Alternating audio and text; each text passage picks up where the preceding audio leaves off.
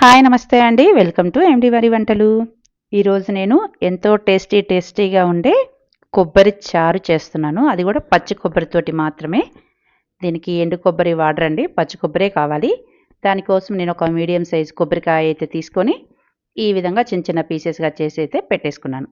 అదేవిధంగా కొబ్బరి చారు కొంచెం చిక్కగా రావడం కోసం పెసరపప్పు కూడా కడిగి నానబెట్టేసుకున్నాను. దానివల్ల ఫాస్ట్గా ఉడికిపోతుందని. నేను తీసుకున్న క్వాంటిటీకి అయితే ఒక కాఫీ గ్లాస్ సైజ్ అయితే పెసరపప్పు శుభ్రంగా కడిగి నానబెట్టేసుకున్నాను. వీటిని మనం ఉడికించుకోవాలండి తర్వాతకి.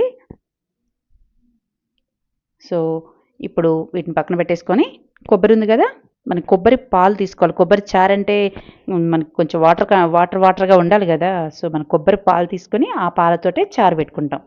సో ఒక మిక్సీ జార్ తీసుకొని ఇందులోనే మనం కట్ చేసి పెట్టుకున్న కొబ్బరి ముక్కలను కూడా వేసుకొని అదేవిధంగా కొంచెం వాటర్ యాడ్ చేసి మీకు ఎంత ఫైన్గా కుదిరితే అంత ఫైన్గా అయితే మంచిగా మిక్సీ పట్టేసుకోవాలి.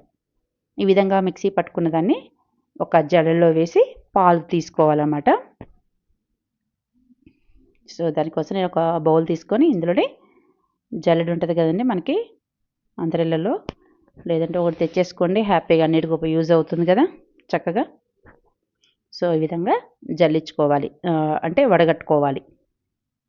ఇది 2-3 సార్లు తీయొచ్చండి ఈ కొబ్బరి పాలు. ఒక్కసారికే మనకి మొత్తం రావు.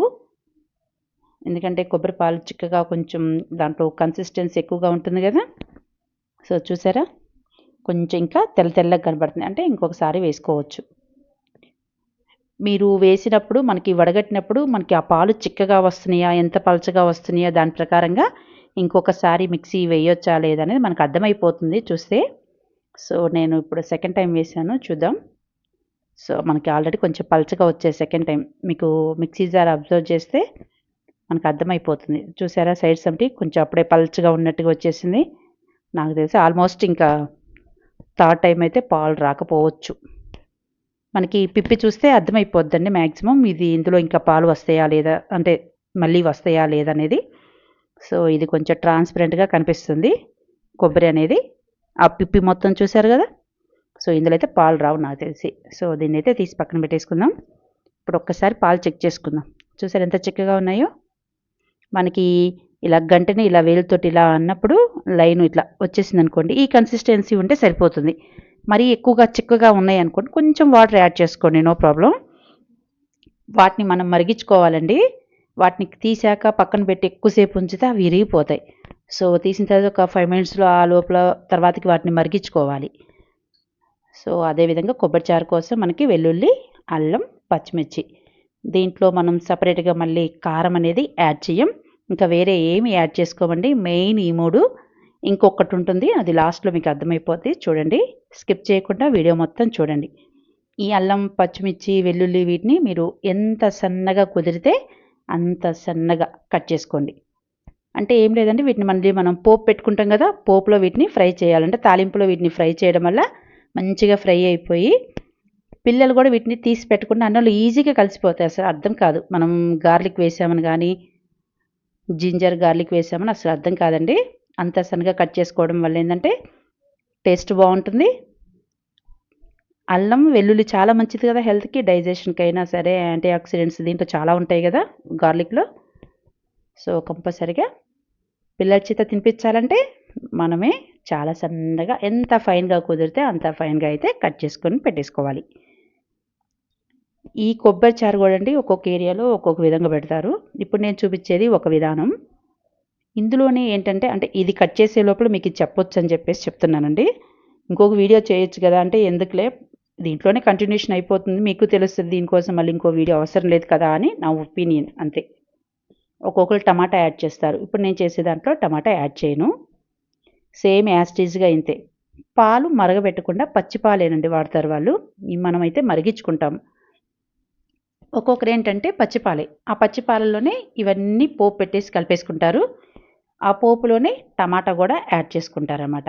యాడ్ చేసి కొంచెం అవి కూడా మగ్గిన తర్వాతకి అప్పుడు అందులోనే కొంచెం పసుపు అవన్నీ యాడ్ చేసేసుకొని కలిపేసుకుంటారు పచ్చిపాలలోనే. అదొక విధానం. ఇంకా సెకండ్ వన్ అయితే సేమ్ పాలు కూడా మరిగించుకుంటారు, సేమ్ పోపు పెట్టేసుకుంటాము, పప్పు ఉడకబెట్టుకున్నది కలిపేసుకుంటాము. సో మరి అయితే ఇప్పుడు ఈ విధంగా అయితే సో మళ్ళీ చెప్తాను కంటిన్యూషన్ అది. వీటినైతే మనం కట్ చేసి పెట్టుకున్నాం కదా సన్నగా. నేను చెప్పాను కదండి పెసరపప్పు అయితే ఉడికిచ్చేసుకున్నాను. ఇప్పుడు మన కొబ్బరి చారు మంచిగా చిక్కగా రావాలంటే ఈ ఈ పెసరపప్పుని మనం మిక్సీ పట్టుకున్నాం అనుకోండి, బాగా మెత్తగా మెదిగిపోతుంది కదా. దీనివల్ల కొంచెం చారు ఎక్కువ క్వాంటిటీ పెరుగుతుంది, చిక్కదనం కూడా చాలా బాగుంటుంది. సో నేను వేడి వేడి వేసానండి, అంటే చల్లారాకే మిక్సీ పట్టాను, మీకు చూపించేటప్పుడు వేడి తీసాను. సో వేడిది పట్టుకోకండి, మిక్సీ జార్లు పాడైపోతాయి. సో ఈ విధంగా మిక్సీ పట్టుకున్న పెసరపప్పుని ఇంతకుముందు మనం తీసుకున్నాం కదా కొబ్బరి పాలు, వీటిలలో అయితే వేసి కలిపేసుకోవాలండి ఒకసారి బాగా. సో నేను పాలు మిక్సీ జార్లో కూడా పోసి మొత్తం అనేస్తున్నాను. ఈ విధంగా మొత్తాన్ని అలా అనేసుకొని వీటిని మరిగిచ్చేసుకోవాలి. ఇప్పుడు వెంటనే పెట్టేసుకోండి, మరీ లేట్ అయిపోతుంది. ఆల్రెడీ చెప్పాను కదా ఎక్కువసేపు బయట అంటే వీటిని కొబ్బరి పాలు తీసిన తర్వాత ఎక్కువగా విడిగా ఎక్కువసేపు ఉంచకూడదండి, విరిగిపోతాయి. వెంటనే పెట్టేసుకోవాలి. ఇందులోనే కొంచెం పసుపు కూడా యాడ్ చేశాక ఇప్పుడు వీటిని మనం మరిగించేసుకోవాలి.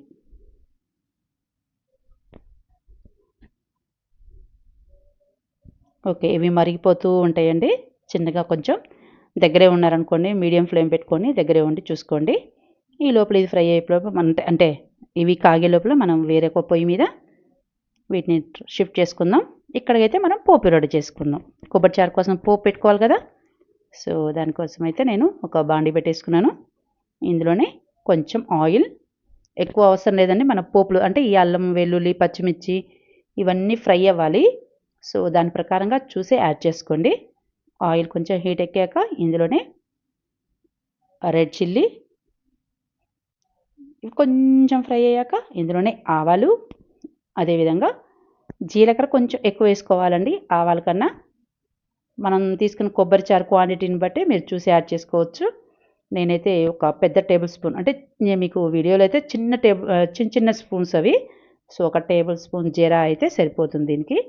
సో అవి కొంచెం ఫ్రై అయ్యాక మనం కట్ చేసి పెట్టుకున్నాం కదా అల్లం వెల్లుల్లి పచ్చిమిర్చి, వీటిని అయితే యాడ్ చేసుకోవాలి. ఫస్ట్ అయితే నేను గార్లిక్ వేస్తున్నాను. జస్ట్ అవి కొంచెం వేసిన తర్వాత ఒక్క సెకండ్ ఆగి అదేవిధంగా అల్లం, అదేవిధంగా పచ్చిమిర్చి వేసి మంచిగా కొంచెం మీడియం ఫ్లేమ్లో పెట్టుకొని మంచి కలర్ చేంజ్ అవ్వాలండి. మనకు అర్థమైపోతుంది కదా, గార్లిక్ అయితే గోల్డెన్ కలర్లోకి వస్తుంది. ఆ విధంగా వచ్చే వరకు అయితే ఫ్రై చేసుకోవాలి. ఇందులోనే కరివేపాకు కూడా యాడ్ చేసుకుంటే సరిపోతుంది. పోపు అయితే రెడీ అయిపోయిందండి. మంట తీసేసుకొని పూర్తిగా చల్లారిన తర్వాతకి మనం కొబ్బరి చారులోకి అయితే యాడ్ చేసుకోవాలి.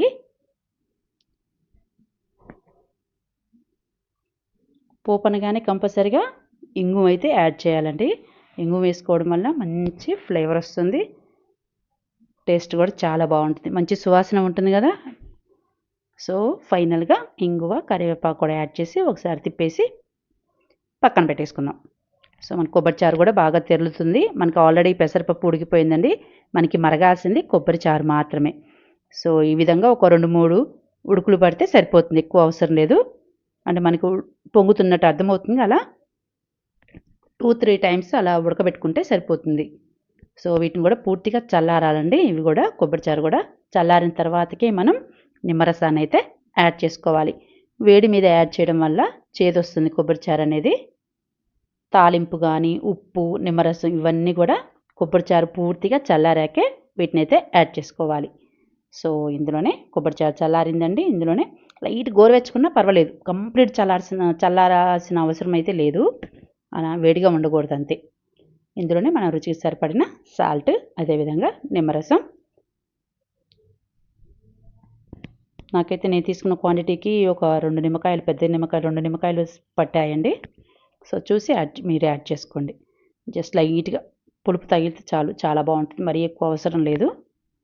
ఒకసారి బాగా కలిపేసుకుని ఉప్పు కరిగే విధంగా ఇందులోనే మనం పోపు పెట్టుకున్నాం కదా, పోపును కూడా యాడ్ చేసుకొని మంచిగా అన్నంలోకి సర్వ్ చేసుకుంటే సూపర్గా ఎంతో టేస్టీగా ఉంటుంది.